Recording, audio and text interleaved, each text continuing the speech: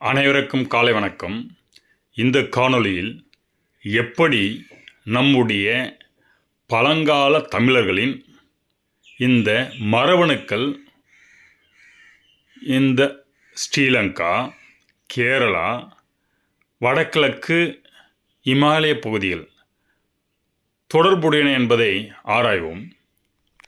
இதுவரை யாம் இந்த புராணங்களின் அடிப்படையில் எப்படி அந்த நிகழ்வுகள் கிட்டத்தட்ட கிமு 65,000 முதல் பரிணாம வளர்ச்சியின் அடிப்படையில் விஷ்ணு அவதாரங்களை கொண்டு பல்வேறு படிநிலைகள் எப்படி இந்த உயிர்கள் உருவாகின, அந்த பல்வேறு அவதார காலங்கள் எப்படி விஷ்ணு அவர்கள் அவரை சார்ந்த வழியை பின்பற்றிய மக்கள் பல்வேறு இடங்களில் புலம்பெயர்ந்துள்ளனர் என்பதை புராண அடிப்படையில் கொண்டு விளக்கி கொண்டு வருகிறேன்.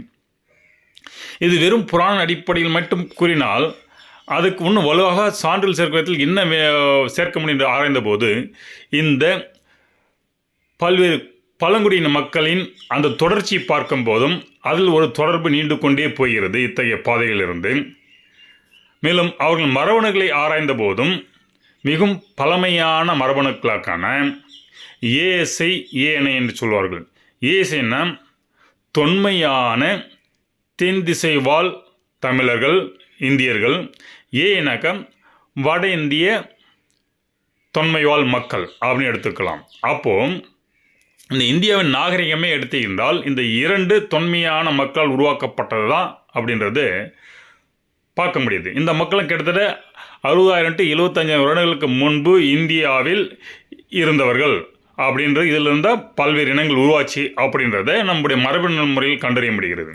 சரி, இது ஆய்வுக்குட்படுத்தி பார்க்கும்போது இவர்கள் எங்கிருந்து வந்திருப்பாங்கன்னு பார்க்கும்போது இந்த தென்திசைவாழ், அதாவது ஏஎஸ்ஐ எனப்படும் தென்திசைவாழ் தொன்வாழ் மக்கள் குமரிக்கணத்தில் இருந்த சாத்தியக்கூறுகள் இருக்குது. அவர் தென்னிந்தியாவில் இருக்கிறாங்க.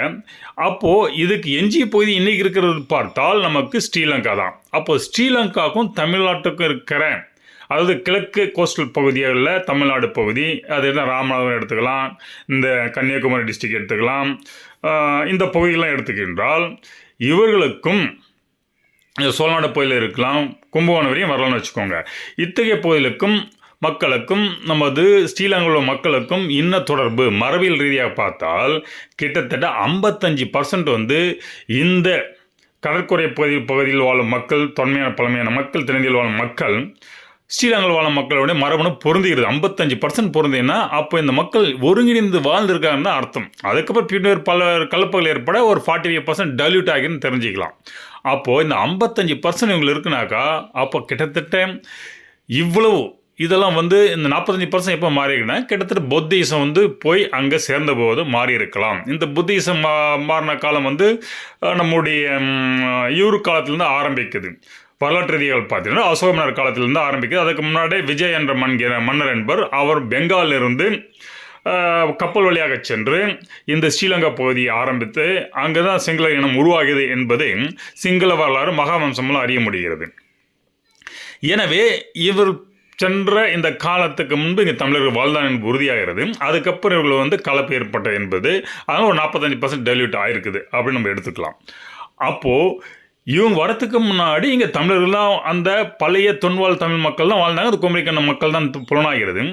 இத்தகைய மக்கள் வாழ்ந்ததற்கான வரலாற்று ரீதியான தொடர்பு பார்த்து மனுநீதி சோழன் ஆண்டுள்ளார். மனுநீதி சோழன் நம்முடைய இந்த ஸ்ரீலங்காவுடைய வடப்பகுதி முழுக்க ஆண்டுள்ளார். அதுக்கு மகாவம்சத்தில் குறிப்புகள் இருக்கிறது. அத்தகைய மனுநீதி சோழன் சென்னை பகுதி வரையும் ஆண்டிருக்கிறார். அப்போது அந்த மனுநீதி சோழன் என்பவன் ஒரு கன்றுக்காக தனது மகனையே நீதிக்காக தேரில் ஏற்ற கொன்றவர் அப்படின்னு சொல்கிறாங்க.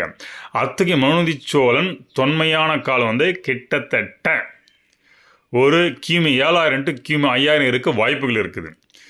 அதற்கப்புறம் தான் புத்திசம் வராங்க, 4 புத்தர்கள் வரார்கள், அசோகர் வரார், போயிட்டு விஜய மன்னர் வராரு, இவங்களுக்கெல்லாம் முன்னாடி. ஸோ இந்த விஷயம் தொடர்கிறது. எனவே சோழன் ஆதி காலத்தில் ஆண்டான் ஸ்ரீலங்கா என்பதற்கு பழமையான சான்று மனுநீதி சோழன். ஸோ இத்தகைய சான்று ஒரு பக்கம், அதுக்கு மரபியல் ரீதியான தொடர்ச்சியும் இருக்கிறது. ஓகே, இத்தகைய மக்கள் பழமையான தென்னிந்திய வாழ் மக்களே இதே கேரளாவிலும் காண முடியுது. இந்த கேரளாவில் அது மட்டும் இல்லாமல் இன்னும் பல இனக்கலப்புகளும் நிறைய நடக்குது. நான் ஏற்கனவே கூறிய பிறகு இந்த வடகேரளா மற்றும் கர்நாடக பகுதியிலிருந்து நமக்கு இந்த ஆனாப் ஆப்பிரிக்கா என்று சொல்லப்படும் சோமாலியா பகுதி, ஏமன் பகுதி, இந்த பகுதியெல்லாம் வந்து ஒரு நிலப்பரப்பு தொடர்பு பழங்காலத்தில் இருந்தது என்று சொல்லியிருந்தோம். அதே வந்து அப்பகுதியெல்லாம் கடலில் போக போக சில தீவுகள் உருவாகி இவ்வழியாக கடல் வாணிபம், கடல் போக்குவரத்து பிற்காலத்தில் ஏற்பட்டது என்று கூறியிருந்தோம். இவ்வாறு இருந்தால்தான் இந்த கேரளா பகுதியில் பல்வேறு இனக்கலப்பு மக்களுடைய டிஎன்ஏ வந்து பார்க்க முடியுது. ஏன்னா இங்கு தமிழ்நாட்டிலேருந்து போன மக்கள் தான் மலையாளி வாழ் தமிழ் மக்களாக இருக்கிறாங்க. கிபி 700க்கு அப்புறம் தான் வந்து மலையாள அந்த லேங்குவேஜெலாம் வர ஆரம்பிக்கிறது. அதுக்கு முன்னாடி தமிழ் தான் பேசிட்டு இருந்தாங்க அவங்க. ஸோ இத்தகைய மக்களை வந்து நிறைய வந்து ஸ்டெப்பி புல்வெளி மக்களோட டிஎன்ஏ கிடைக்குதுன்னாங்க. அந்த ஸ்டெப்பி புல்வெளி மக்கள் யார் அவங்க பார்த்தா இங்கே கும்பகோணத்திலிருந்து நம்பூதிரிகளாக சென்றவர்கள் தான். அந்த காலத்தில் கும்பகோணத்தில் எப்படி நம்பூதிரிகள் வந்து கேரளா போய் சென்றார்கள்ன்றதுக்கு நான் தமிழ் இலக்கியங்கள் மூலம் சான்றுகள் மூலம் உங்களுக்கு விரிவான இந்த ஆய்வுகளை கொடுக்குறேன். எப்படி வந்து இந்த காவிரி ஆறு வெள்ளம் ஏற்படும் புலம்பெயர்ந்த போது இந்த மக்கள் அப்படியே வந்து இந்த பாலக்காடு பகுதி வழியாக வடக்கு கேரளா பகுதி சென்று அப்படி ஆற்றுங்களை ஒட்டி படிப்படியாக கீழே இறங்கி அப்படி தாமரை பாரணி ஆற்றை ஒட்டி அப்படி தெற்கு இந்த தமிழ்நாடு வழியாக வராங்க வெளியில். இவர்களும் நம்பூதிரிகள் என்று செல்கிறார்கள். இந்த நம்பூதிரி மக்கள் அங்குள்ள நாயக்கர் மக்களுடன் தொடர்பு வைத்துக்கொண்டு ஒரு சம்பந்த முறை வாழ்வியல் முறை கொண்டு திருமண உறவு வைத்துக் கொண்டு வருகிறார்கள். இதனால் வந்து ஆண் வழி அந்த ஒய் குரோமோசோம் என்ற ஃபர்ஸ்ட் இனமே இங்கே தான் உருவாகிறது. ஆண் வழி சமூகன்றதை வந்து ஒய் குரோமோசோம். ஏன்னா இவங்க வந்து பெண் மட்டும் வெளியிலேருந்து எடுத்துப்பாங்க, ஆண் மட்டும் இவங்களுக்கு கொடுப்பாங்க. இவங்க பெண்ணை வந்து மற்றவங்களுக்கு கொடுக்க மாட்டாங்க. அப்படி தான் வந்து நம்பூதிரிகள் வந்து இவங்க பெண்கள் மற்ற பசங்கள் எல்லாம் உள்ளுக்குள் திருமணம் பண்ணுறது நம்பூதிரி இனத்திலே பண்ணுவாங்க. அவங்களுடைய ஆண், அதாவது ஃபஸ்ட்டு ஆணுக்கு மட்டும் வந்து அவங்க நம்பூதிரிக்குள்ளே திருமணம் பண்ணிப்பாங்க. அடுத்தவர் ஆண்களுக்கும் வந்து வெளியிலேருந்து பொண்ணு எடுத்துப்பாங்க. இதுதான் முறை. இதனால் இந்த ஒய் குரோமோசோம் வந்து ஸ்டார்ட்டாக மெயின்டைன் ஆகிடுச்சு. இவ்வாறு உருவான இந்த மக்கள் தான் இந்த நிலவழி தொடர்பால் யூரோப் போய்க்கிறாங்க. யூரோப்பிலிருந்து சான்டேஸோ சொல்கிறாங்க. அந்த பகுதியிலிருந்து அப்படியே கஜகஸ்தான் பகுதி ஸ்டெப்பி புள்ளி போய் சேர்ந்திருக்க வாய்ப்புகள் இருக்குது. இது வந்து நான் ஏற்கனவே ஆய்வில் வந்து நிலத்தின் அடிப்படையில் சொல்லியிருந்தேன். அதுக்கு மரபணி சான்று வழியை எங்கே தோன்றின ஆதாரத்தை வைத்துக்கொண்டு நான் இப்போ சொல்கிறேன். இது ஒரு சான்று. இப்படி ஸ்டெப்பில் போனவங்க திரும்ப இந்த சிந்து சமவெளி நாயை அறிந்த பிறகு அப்படியே திரும்ப இந்த பக்கம் கைவிரவன் காலம் வழியாக இந்தியாவில் திரும்ப வராங்க வாழ்வியலுக்காக. அந்த இடம் காலியாகிட்ட பிறகு எல்லாம் அபேண்டன் பண்ணிட்ட பிறகு அவங்க வாழ்வியலுக்காக மேலே வந்து குளிரில் இருக்கிற பகுதியில் மக்கள் அவங்களுக்கு என்ன இயற்கை நடந்தது அவங்க புலம்பெயர்ந்து இந்த ஈட்டா இருக்கிற பகுதிக்கு வராங்க. இவ்வாறு ஸ்டெப்பி புல்வெளி மக்கள் பிற்காலத்தில் இந்தியாவில் வராங்க அப்படின்னு சொல்லியிருந்தோம். அப்போது இந்த ஆரிய அப்படின்னு சொல்லப்படுகின்ற இந்த கலாச்சாரம் இந்தியாவில் இருந்த ஸ்டெப்பி புல்வெளி போய் ஸ்டெப்பி புல்வெளி திரும்பி இங்கே வந்திருக்கு. நான் சொல்கிறது ஒரு சுழற்சி. ஓகேங்களா? இதுக்கு டிஎன்ஏ சான்றுகளே இருக்குது. அந்த புலன்பெயர்ச்சி நீங்கள் பார்க்க முடியுது. இப்போ டிஎன்ஏ சான்று நான் சொன்னேன். இப்போது இந்த தென்னிந்தியாவில் பகுதியில் வாழ்ந்த மக்களுடைய இது வந்து நம்முடைய ஸ்ரீலங்காலையும் பார்க்கும்போது கேரளாலையும் பார்க்க முடியுது. அவங்க எப்படி புலம்பெயர்ந்தான்னு பார்த்தோம். ஆனால் இந்த கேரளாவில் வந்து இந்த நிலத்தொடர்பு வந்து யூரோப் ஆப்பிரிக்கா தொடர்பு இருந்தால் நிறைய மக்கள் இனக்கலப்பு ஏற்பட்டு கேரளாவில் நிறைய இனக்கலப்பு ஃபாஸ்ட்டாக நடக்குது. அதனால தான் அந்த மக்கள் ரொம்ப ஃப்ளெக்சிபிளாகவும் ரொம்ப அப்கிரேடட் வெர்ஷனாக வந்து இங்கே பல இனக்கலப்புகள் இருக்க டிஎன்ஏக்களை பார்க்க முடியுது கேரளாவில். ஆனால் தமிழ்நாட்டில் அது இல்லை. இது வந்து அது புவியியல் அமைப்பு தான் பாதுகாத்து இருக்கிறது. ஸ்ரீலங்காவில் அந்தளவுக்கு நடக்கலை. ஆனால் கேரளா நடந்தளவுக்கு அங்கே நடக்கலை. அப்போ இந்த மக்களெல்லாம் வந்து நாம் ஏற்கனவே சொல்லியிருந்தோம், பெருவெள்ள காலங்களில் மலைப்பகுதியில் கொஞ்சம் சென்றவர்கள் சரவணபலகுலா தொண்டைமலை பகுதி அடைந்தார்கள். அத்தகைய பெருவெள்ளம் இந்த சங்ககால இறுதியில் நடந்துள்ளது. அதனால தான் அந்த காலத்தில் வந்த மக்கள் வந்து காடு வெட்டி சோழன், காடு வெட்டிய பல்லமன் பல குறிப்பில் பார்க்க முடியுது. செப்பெல்லாம் கூறுது. ஏன்னாக்கா அப்பேற்பட்ட பள்ளத்தில் மக்கள் உயர்வான பகுதியில் கொங்குநாடு பகுதியில் தொண்டைமலை பகுதி வந்து அடைகிறார்கள். அங்கே வந்து வாழ்வில் அமைத்துக் கொள்கிறார்கள். அதனால தான் கொஞ்சம் அதுக்கு பிறகு வந்து இலக்கியம் இல்லாமல் சங்ககாலம் வந்து அழிந்ததை நம்ம சொல்கிறோம். இந்த அழிவு, இந்த வெள்ளங்கள், வறட்சிகள் பற்றி யாரும் பேசலை. அதுதான் அதுக்குரிய காரணம். அதற்கப்புறம் மக்கள் வந்து இந்த வெள்ளம் வறட்சியில் வந்தோன்னா இதெல்லாம் ஏன் அப்படின்ற அவங்களுடைய உணர்வு ரீதியில் ஒரு பாதிப்பை ஏற்படுத்தி அதற்கப்புறம் அதுக்கெல்லாம் வந்து இறைவன் நோக்கி அர்ப்பணமாகி பக்தி என்று உருவாகி பக்தி இலக்கியம் உருவாக்கி தான். அப்போ சங்க காலத்தின் தொடர்ச்சி பக்தி இலக்கியம் அடுத்து வந்து கண்டினியூ ஆகுது. இது ஒன்றும் அழிஞ்சு போகலை. இதெல்லாம் வந்து கலப்பர்கள் அழிஞ்சு போய் சொல்கிறாங்க. இந்த கலப்பர ஆட்சியில் தான் வந்து நிறைய கோயில் கட்டப்பட்டு அப்படியே தென்னிந்தியாவிலிருந்து வட இந்தியா நோக்கி குப்தர்கள் ஆட்சியாக இது மாறுகிறது. இதில் வந்து வடக்கு தெற்கு வந்து சொல்கிறாங்க இது வந்து தவறான முறை. ஏன்னா டிஎன்ஏ அடிப்படையில் நீங்கள் பார்த்தீங்கன்னா தெரியுது. ஏன்னா இந்த தொண்டை மண்டல பகுதியில் தான் அந்த டிஎன்ஏடைய இது வந்து மூலக்கூறு அப்படியே பேட்டர்ன் பார்த்தீங்கன்னா இந்த ட்ரைப்ஸ் பார்த்தீங்கன்னா ஒவ்வொன்று கலப்பாய் அப் டு வந்து மகதேசம் வரையும் போகுது. இது டிஎன்ஏ ஆய்வுக்குள்ள போகும்போது இந்த புலன்பெயர்ச்சி பாதை கிளியராக வந்து இது மேப் பண்ணுது. அது உங்களுக்கு நான் என்னுடைய கிராஃபிக் ரெஃபரன்ஸில் காமிக்கிறேன். அப்போது ஒன்று தொண்டை மண்டல பகுதியில் வந்து எல்லா பழங்கால தென்னிந்திய மக்களுடைய டிஎன்ஏ கிடைக்குது. அவனுடைய தொடர்ச்சி வந்து இந்த நம்முடைய ஸ்ரீலங்காலையும் கிடைக்குது. அந்த தென்னிந்திய மக்கள் யாரானா குமரி கண்டத்தில் இந்த மக்கள் நீங்கள் வந்து இங்கே நிலக்கலத்து அந்த காலத்தில் கடைஞ்சாங்கன்னா இப்படியே வந்து ராமசேது பாலம் வழியாக வந்து நம்முடைய ஜவ்வாது மலை படைந்து ஜவ்வாது மலையிலேருந்து எப்படி தொண்டை மண்டல பகுதியில் வந்தால் நான் ஏற்கனவே கூறியிருந்தேன். ஸோ இந்த டிஎன்ஏவுடைய பேட்டர்ன் அப்படியே அந்த பயிற்சியில் பாதைகள்லாம் இருக்குது. ட்ரேஸ் அவுட் பண்ணும்போது டிஎன்ஏ நமக்கு சான்றிதழ் கிடைக்குது. எனவே புராணங்கள் சொல்லப்பட்ட விஷயங்கள், தமிழ் இலக்கியம் சொல்லப்பட்ட விஷயங்கள், அதை அடிப்படையாக கொண்டு நிகழ்வுகளை பார்க்கும்போது பல்வேறு காலகட்டத்தில் எப்படி மக்கள் புலன்பெயர்ந்தல் என்ற அடிப்படையை ஏற்கனவே கூறியுள்ளோம்.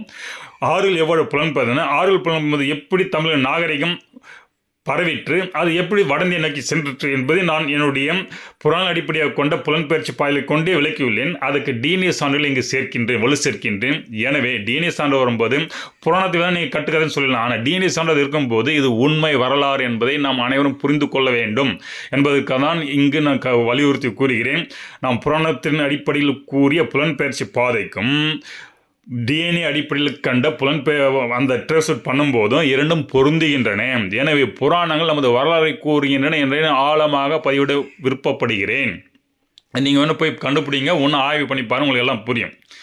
எனவே இந்த வெள்ளியர்கள் தமிழர்களுடைய வரலாற்றை அளிக்கவே தான் கல்வெட்டுகள் பல ஸ்டாட்டிஸ்லாம் வச்சுட்டு இதுதான் வரலாறு, அதுக்கு முன்னாடி போனால் வாழ்வில் அடிப்படை கொண்ட வரலாறை வந்து முக்கியத்துவம் கொடுக்காமல் புராணங்கள் சொல்லப்பட்ட வாழ்வில் வரலாற்றை எல்லாம் வந்து மீத்து என்று கூறி தமிழர்கள் வாழ்வில் தடயங்களை அளிக்கும் முயற்சி இது. அதனால தான் கோயில் கலாச்சாரத்தை தாங்கிய இந்த பிராமணர்களை நமக்கு எதிராக திருப்பி இவர்கள் ஆரியர்கள் வெளியிருந்து வந்தவர்கள், இவர்கள் வந்து மூடத்தனமான இந்த வைதிக மதம் பரப்பப்பட்டு மக்கள் வந்து பின்தங்கியுள்ளனர் என்று பிற்போக்கான சிந்தனை சென்றுள்ளனர் என்று பல்வேறு கட்டுக்கதைகளை உருவாக்கியுள்ளார்கள். அவர்களாம் வந்து உண்மையில் வந்து பிராமணர் வந்து தியாகிகள் நான் சொல்லுவேன். ஏன்னா நானும் வந்து பிராமணர் கிடையாது, ஒரு அடித்தட்டு மனிதன் தான். ஏன் சொல்கிறேன் என்றால் இந்த வரலாறு சொல்கிறது.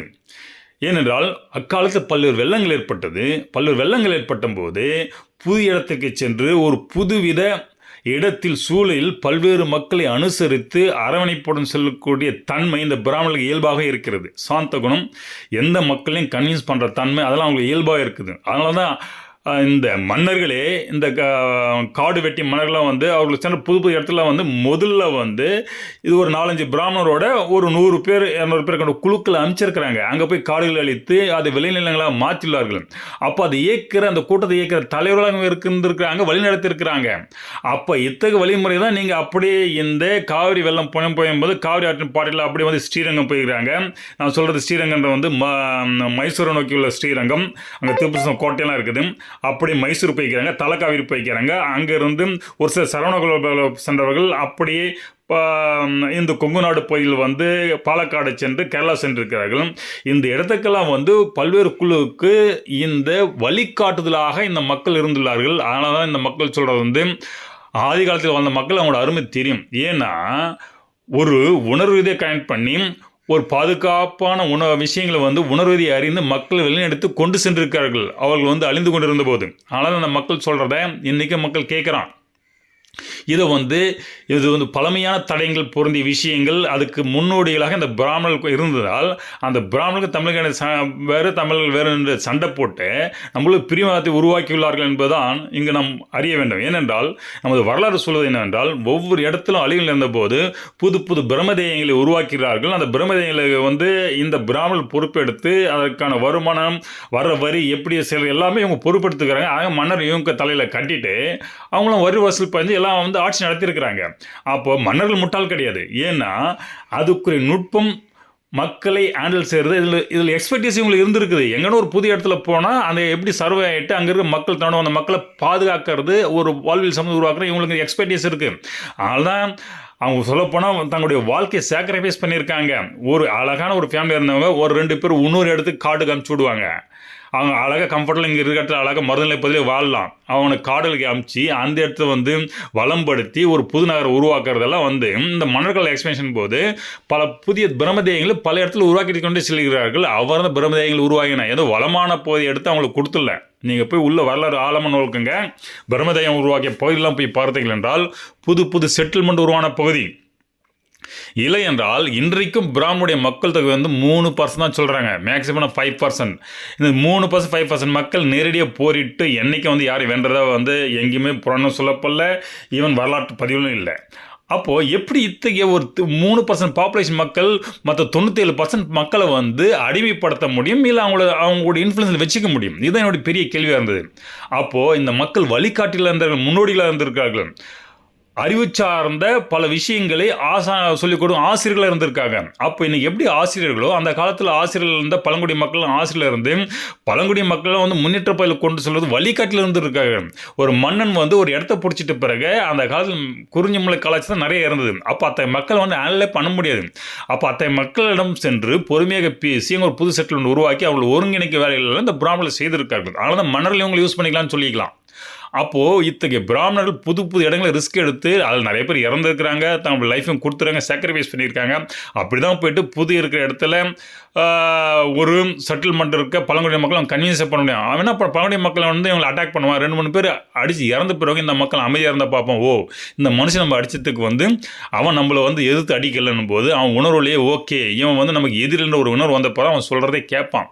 அப்படி தான் பல உயிர் தியாகங்கள் செய்து தான் இந்த பிராமணர்கள் பல புது புது இடங்களை சென்று அங்குள்ள பழங்குடி மக்களோட கலந்து பல பிரம்மதேயங்களை உருவாக்கி அந்த பழங்குடி மக்களோட வாழ்க்கையை மேம்படுத்தியுள்ளார்கள் என்றதை தான் சொல்ல வேண்டும். அதனால தான் இவங்க சொல்கிற இந்த 3% சொன்ன மக்களை இவ்வளோ 97% கேட்டிருக்கேன். ஏன்னா அவங்க நல்ல விஷயங்களை சொல்லிக்கிறாங்க, வாழ்க்கையான பண்பாடான விஷயங்கள் பல விஷயங்களை வந்து சொல்லிக் கொடுக்கும் ஆசிரியர்களிலிருந்து தங்களுடைய வாழ்க்கை அர்ப்பணித்து தியாகம் செய்து இந்த மக்கள் செய்துள்ளார்கள் என்பதுதான் என்னுடைய கருத்தை நான் பார்க்கிறேன் என்னுடைய ஆராய்ந்த விஷயத்தில்.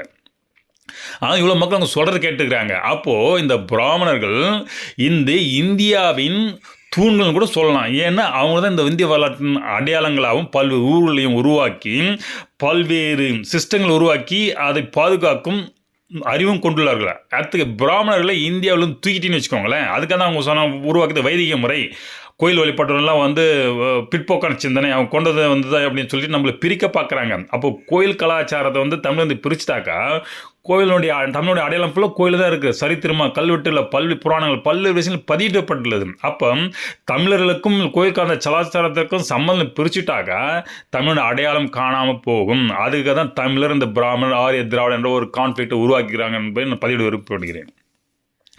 அப்போ இத்தகைய தமிழர்கள் இவ்வாறு எல்லா இடத்துலையும் போய்க்கிறான்னாக்கா அதுக்கு துணையாக நின்றவங்க இந்த பிராமணர் தான் சொல்லலாம். ஏன்னா ஒவ்வொருக்கும் ஒவ்வொரு எக்ஸ்பர்டைஸு.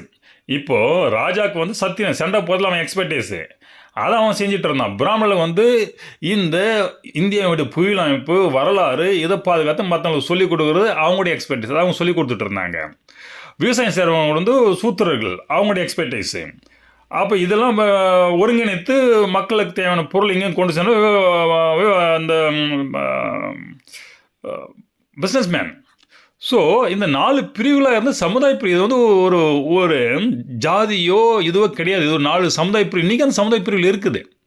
அன்றைக்கி சொசைட்டியில் 4 சமுதாய பிரிவுகள். ஏன்னா இந்த பிரிட்டிஷ் வந்து 1825க்கு அப்புறம் தான் அந்த மாடர்ன் ஸ்கூல் சிஸ்டம் கொண்டு வந்தாங்க. அதுக்கு முன்னாடி வந்து 4 பிரிவில் தான் மக்கள் எல்லாரையும் வந்து பதிவிட்டு இருந்தாங்க. ஜாதியே போடலை. இவன் வந்த பிறகு தான் ஜாதி இனத்தையெல்லாம் ஜாதின்ற பேரில் மாற்றிட்டான். அப்போ ஜாதியை உருவாக்குறது யார்? இந்த பிரிட்டிஷ்காரன்.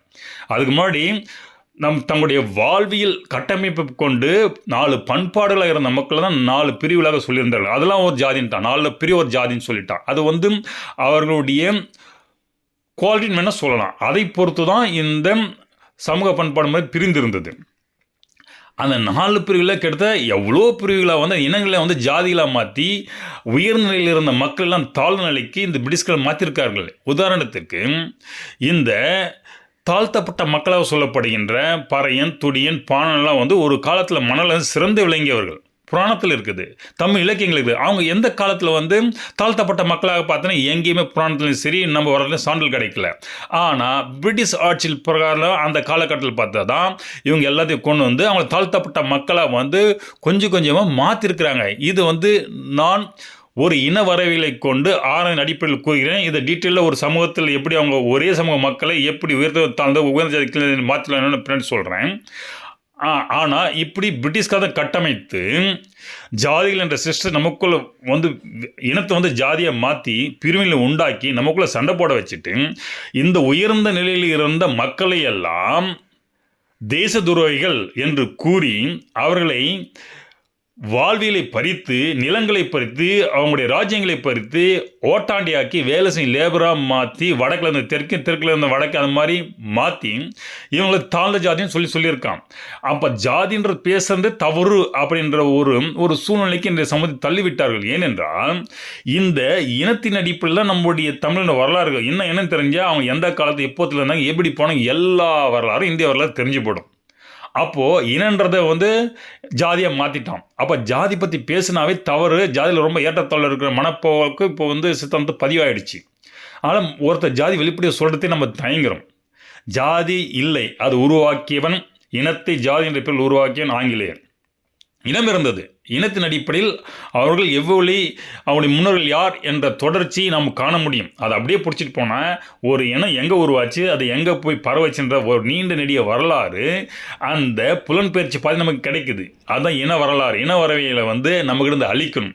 அதுக்காக இன வரவியெல்லாம் ஜாதின்ற பேர் மாற்றி ஜாதி ஏற்றத்தாழ்வு எல்லாத்தையும் உருவாக்கினான். அப்படி ஜாதி ஏற்றத்தாழ்வு எப்படி பிரிட்டிஷ்க்கு முன்னாடி சிறந்து விளங்கிய மக்களை தாழ்த்தப்பட்ட மக்களாக, அந்த சிறந்து விளங்கிய மக்கள் யார் பிரிட்டிஷை எதிர்த்து சண்டை போட்டாங்களோ அவங்கள தான் தாழ்த்தப்பட்ட மக்களாக மாற்றிருக்காங்க. Systematic work. இதுக்கு நான் கொடுக்குற இந்த ஆதி திராவிட மக்களை போய் பாருங்கள், பல பிரிவில் பெரிய வாரியராக இருந்திருப்பாங்க.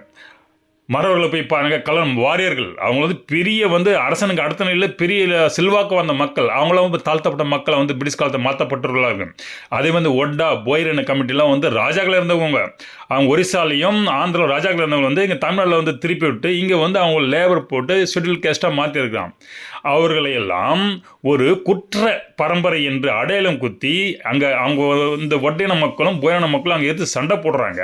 ஆந்திரா பகுதியிலும் ஒரிசா பகுதியிலும் பிரிட்டிஷ் எதிராக இந்த மக்கள் ரொம்ப வீரமாக்குறாங்க. பார்த்தான் இவர்களை முதல்ல கார்னிங் பண்ணி ஏதோ ஒன்று பண்ணி சூழ்ச்சி செய்கிறது அவங்களுக்கு கை வந்த கலையாச்சு. சூழ்ச்சி இந்த மக்களை முறியடித்து இவர்களை குற்றப்பறையின் முதிரை குத்தி அத்தகைய மக்களுடைய எல்லா வாழ்விலையும் பறித்து அவர்கள் காடுகளை சென்று தலை காணாமல் வாழும்படி செய்து பின்பு அந்த மக்கள் வேறு வழி இல்லாமல் பசிப்பில் வாடும்போது அவங்கள போயிட்டு திரும்ப இந்த தெற்கு கோலார் பகுதிகள் மற்ற பகுதிகளில் அடிமை தொழிலாளர் அனுப்பி இந்த ராஜா இங்கே லேபராக மாற்றலாம், இங்கே ஷெட்யூல் கேஸ்ட் ஆக்கலாம். அப்போ இங்கே எங்கே ஜாதி இருக்குது? அப்போ ஜாதின்ற ஏற்றத்தாழ்வு உருவாக்கியது யார்? இது நான் ஒரு இனத்துக்கு சொல்கிறது மாதிரி பல இனத்துக்கும் ஏற்றத்தாழ்வு அவர் காலத்தில் உருவாக்கப்பட்டது. எந்தெந்த இனம் வெற்றி பரம்பரை வீர பரம்பரை இருந்ததோ பிரிட்டிஷாரை எதிர்த்ததோ அத்தகைய மக்களை தான் தாழ்த்தப்பட்ட மக்களாக பிரிட்டிஷ்கார் கன்னிங்காக குற்றப்பாட்டுக்கு என்ன ஒரு உதாரணம் கொடுத்துருக்கு. அது மாதிரி ஒவ்வொன்று டீப்பாக போய் ஒவ்வொரு இனத்தை பார்த்தா தான் உங்களுக்கு தெரியும் எவ்வாறு பிரிட்டிஷ்காரால் மாற்றப்பட்டு தாழ்த்தப்பட்ட மக்களாக ஒரு காலில் சிறந்தவர்களை மாற்றியுள்ளார்கள். ஏன்னா தாழ்த்தப்பட்ட மக்களாக இருந்திருந்தால் இது சங்க கால இலக்கியங்களில் இவங்களை பற்றி கூறியிருக்க வேண்டும். அங்கெல்லாம் உயர்வாக கூறியிருக்காங்க.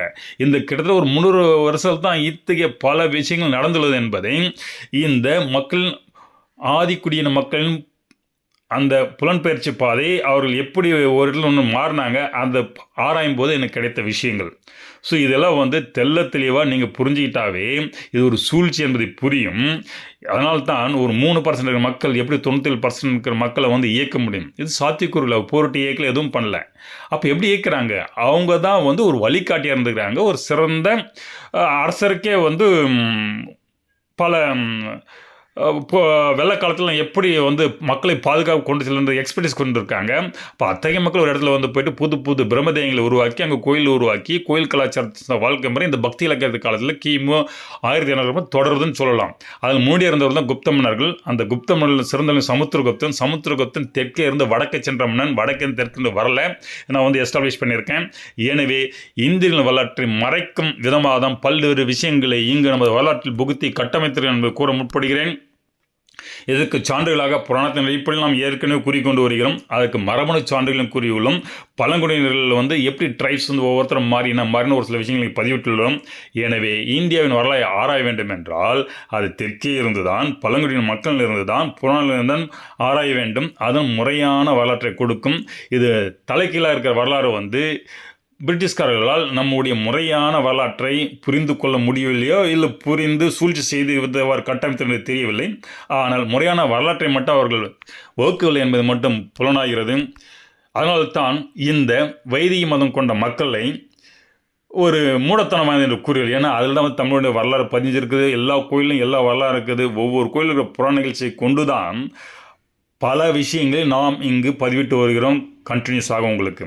எனவே கோயில்தான் நமது வரலாற்றின் சின்னங்கள், தடயங்கள். அதை அழிக்கும் முயற்சி தான் இந்த ஆரிய திராவிட பாகுபாடு என்பதை மக்கள் புரிந்து கொண்டால், நீங்களே இதை போய்த்து நான் சொல்ல நம்ப வேணாம், நீங்களே போய் உங்கள் கோயிலில் ஒவ்வொரு ஊரில் கோயிலில் போய் பாருங்கள். அதில் கூடிய விஷயங்கள் என்ன, புறான நிகழ்வுகள் என்ன, அதன் அடிப்பில் உங்களுடைய ஊரின் வரலாறு எப்படி நீங்கள் பார்த்தாவே நான் கூறும் கூற்றின் உண்மை உங்களுக்கு விளங்கும். இந்த காணொளி கண்டமைக்கு நன்றி.